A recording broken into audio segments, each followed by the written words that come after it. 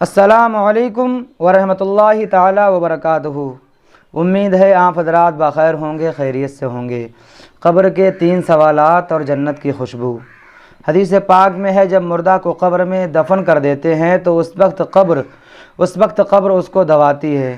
اگر وہ مسلمان ہے تو اس کا دبانا ایسا ہوگا جیسے ماں پیار میں اپنے بچے کو زور سے چپکا لیتی ہے، اور اگر کافر ہے تو اس کو اس طرح زور سے دباتی ہے کہ پسلیاں ادھر کی ادھر ہو جاتی ہیں۔ بعد دفن کے جب لوگ چلے جاتے ہیں تو دو فرشتے اپنے دانتوں سے زمین چیرتے ہوئے آتے ہیں۔ ان کی شکل ڈراؤنی اور ہیبت ناک ہوتی ہے۔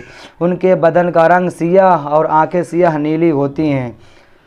وہ خوفناک ہوتے ہیں، بال سر سے پاؤں تک، اور ان کے دانت کئی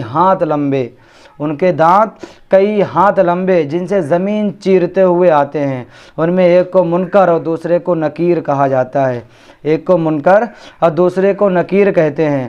مردے کو جھنجھوڑتے اور جھڑک کر اٹھاتے ہیں اور نہایت کڑک آواز میں سوال کرتے ہیں۔ سوال نمبر 1، من رب کا، تیرا رب کون ہے؟ ما دین کا، تیرا دین کیا ہے؟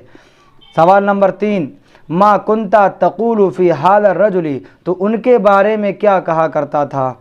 اگر مردہ مسلمان ہے تو پہلے سوال کا جواب دے گا ربی اللہ۔ ربی اللہ، میرا رب اللہ ہے۔ دوسرے سوال کا جواب دے گا دین الاسلام، میرا دین اسلام ہے۔ اور تیسرے سوال کا جواب دے گا ہوا رسول اللہ صلی اللہ تعالی علیہ وسلم۔ پھر وہ فرشتے سوال کریں گے، اے نیک انسان، یہ سب تو نے سیکھا کہاں سے ہے؟ یہ سب تجھے پتہ کیسے لگا ہے؟ تو وہ مردہ جواب میں کہے گا میں نے اللہ کی کتاب پڑھی، اس پر ایمان لایا اور تصدیق کی۔ بعض روایتوں میں آیا ہے کہ سوال کا جواب پا کر فرشتے کہیں گے ہمیں تو معلوم تھا تو یہی کہے گا۔ اس وقت آسمان سے ایک پکارنے والا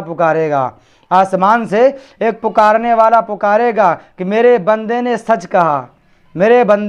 کہا، اس کے لیے جنت کا بچھونا لاؤ، اس کے لیے جنت کا بچھونا بچھاؤ اور جنت کا لباس پہناؤ، اور اس کے لیے جنت کی طرف ایک دروازہ کھول دو۔ جنت کی ہوا اور خوشبو اس کے پاس آتی رہے گی، اور جہاں تک نگاہ پھیلے گی وہاں تک اس کی قبر کو کشادہ کر دیا جائے گا، اور اس سے کہا جائے گا کہ تو سو جا جیسے دلہن سوتی ہے۔